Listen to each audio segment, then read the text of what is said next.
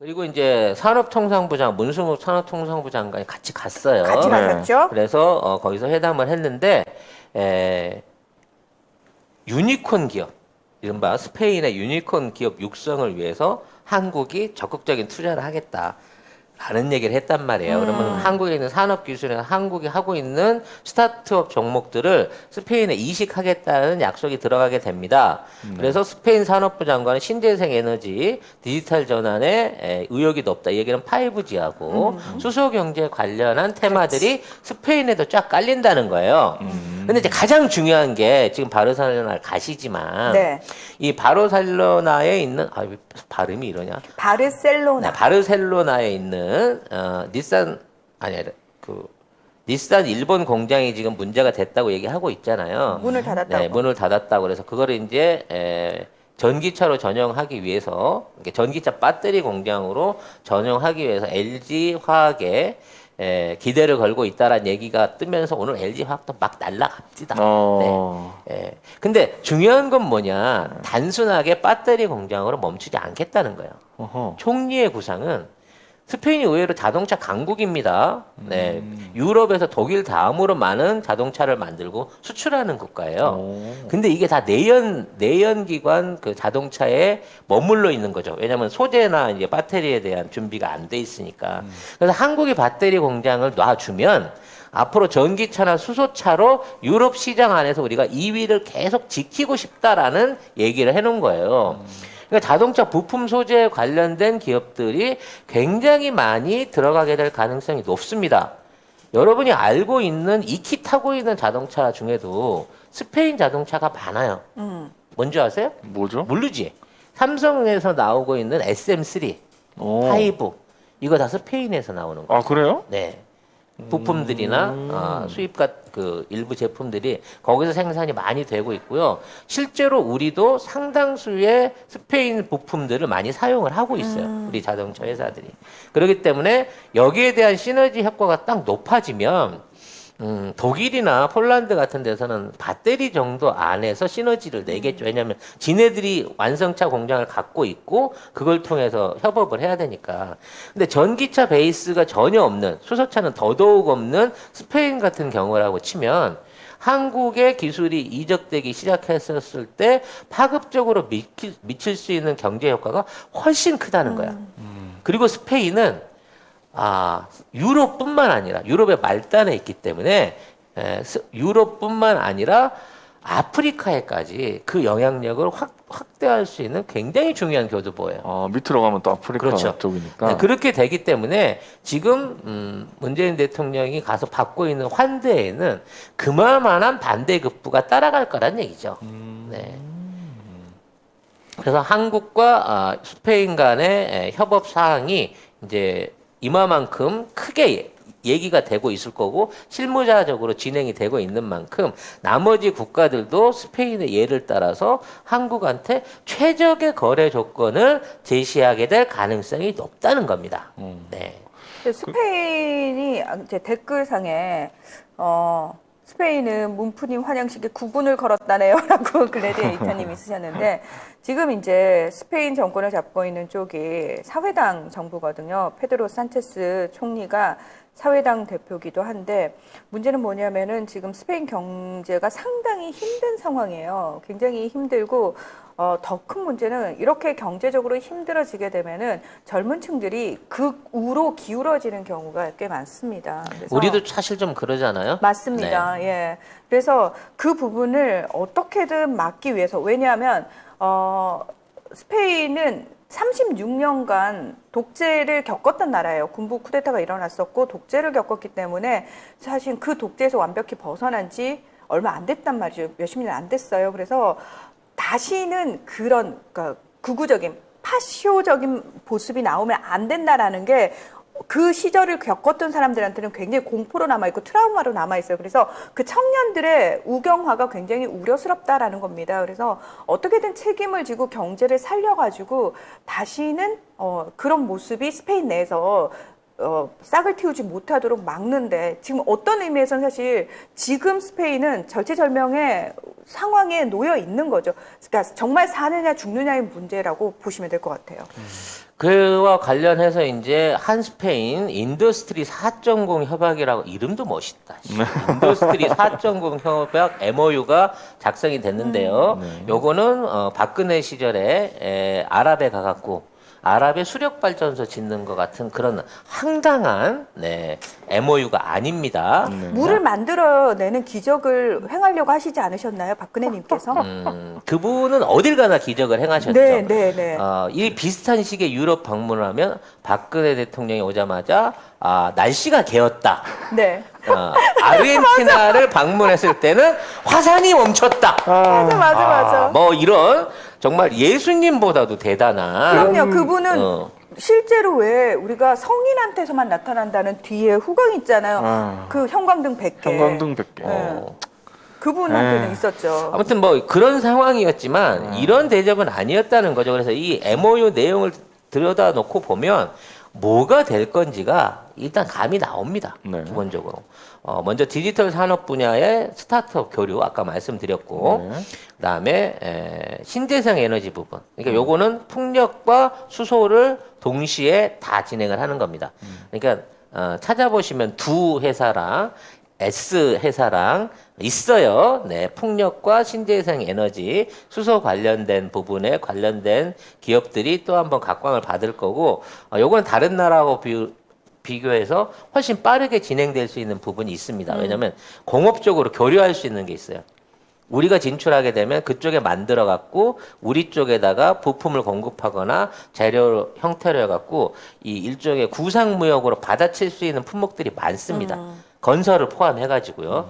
그러니까 다른 나라에 비해서 스페인하고는 공유할 수 있는 분이 건설과 자동차 부분에서 존재를 합니다.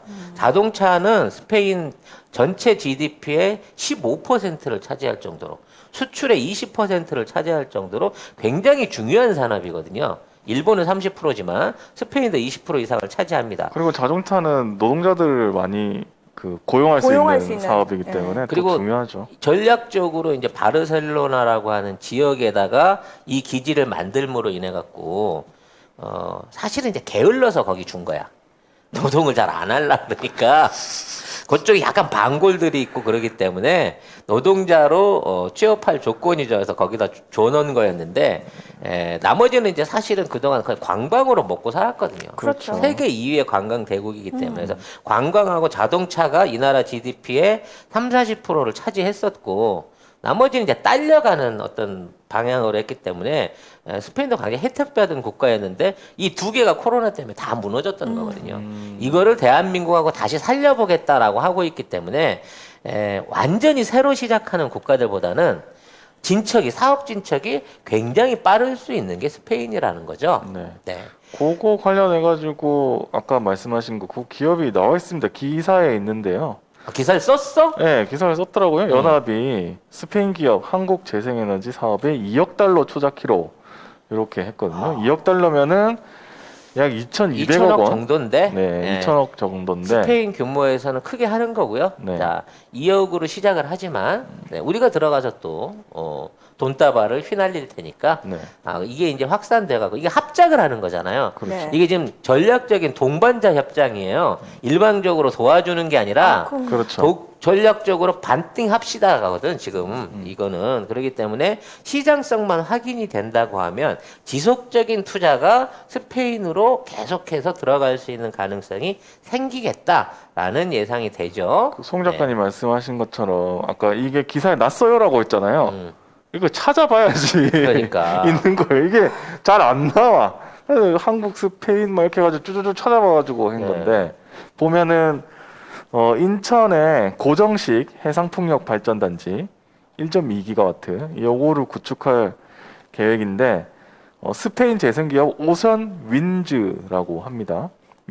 여기가 오션 윈즈가 초기 단계로 1억 달러 투자를 결정을 했고 여기는 뭐 울산 부유식 해상풍력 단지 조성에도 같이 참여를 하고 있대요. 이게 스페인하고 프랑스의 합작 기업이라고 합니다. 이게 아까도 말씀드렸다시피 스페인이 이 건설 강국이기 때문에 이런 류의 풍력 인프라부터 시작해갖고 신재생 에너지 인프라나 뭐 이런 그 토목공사들을 많이 따요.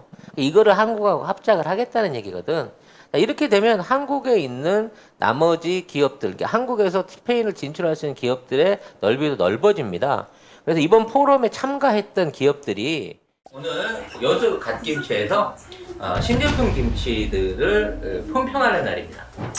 물 갓김치입니다. 그리고 여기 배추김치가 있고요. 그 다음에 이거는 갓김치죠. 야, 사이즈가 엄청납니다.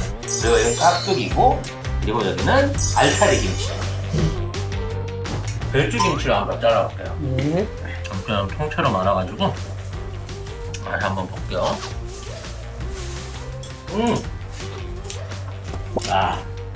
맛이 아주 기가 막혀. 어리고기하고 같이 얹어가지고요. 엮어서 먹어보려고 합니다.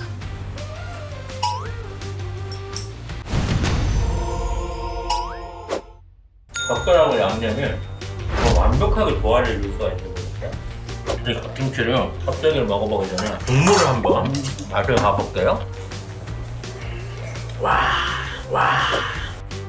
야, 이 시원한 맛은 여러분들이 이거 한번 보시게 되면 중독이 될 수밖에 없는 거죠. 깍두기를 잠깐 볼까요? 왜 이렇게 뭐가 달짝지근한 건가요, 뒷맛이? 하지만 최고라고 칠 수 있는 거는 물 갓김치. 이 물 갓김치 맛이, 이 국물 맛이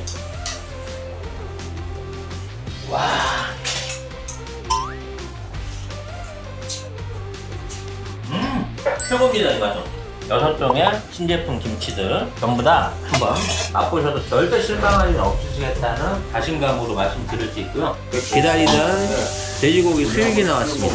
그냥 볼 거 뭐 있어. 이 김치로 그냥 싸가지고 바로 한 방으로 먹는 거죠.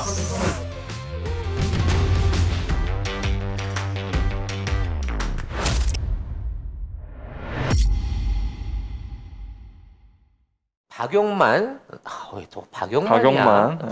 이 양반 두산 계열, 박용이라 그러니까 두산 계열 같은데. 네. 두산이지. 두산 회장이었잖아요. 네. 박용만 한 스페인 경협위원장을 대표로 해서 LG 에너지 솔루션 배터리고요.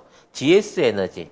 네. 수소 관련인 것 같습니다. 삼성 엔지니어링 건설이겠고요. 하나 솔루션. 네.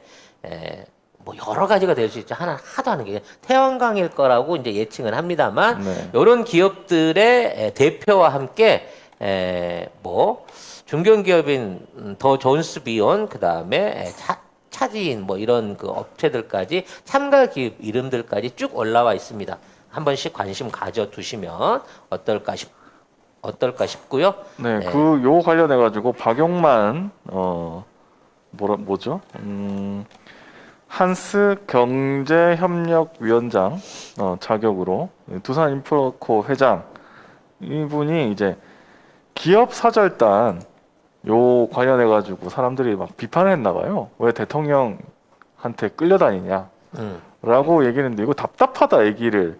그렇지. 네, 야 이놈들아 이게 얼마짜리 사업인데 니들이 대통령한테 끌려다닌다 그렇죠. 우린 지금 손잡고 따라와서 너무 좋아 이 새끼들아라고 얘기를 한 거죠. 두산 인프라코 대표적인 지금 수소 관련 기업 아닙니까? 그렇죠. 네? 수소로 구동되는 드론이라든지 수소 에너지 저장과 그거에 관련된 최고 기술 기업이거든요, 두산이. 두산이 풍력으로도 지금 뜨고 있지만 수소로도 한 방 때릴 기회가 있다는 거예요. 네. 노동자들한테는 별로 안 좋던데. 그건 그렇죠. 그 점은 천천히 고쳐 나가도록 합시다. 네. 빨리 고쳐 이씨 이런 건. 아무튼 뭐 이마만큼의 어마어마한 사업 규모들을 지금 진행을 하고 있는데 박근혜 시절처럼 이건 막 뭉뚱그려 갖고 50조 원의 산업 유발 효과다. 요따위의 기사는 찾아볼 수가 없어요. 예전에 이명박 때는 G20 한다고 400조 원이라고 했어요. 우리는 G7인데도 아무 기사가 안 나. 아무튼 우리는 G7 안에서 지금 유럽을 지금 탈탈 털고 계시다. 그렇죠.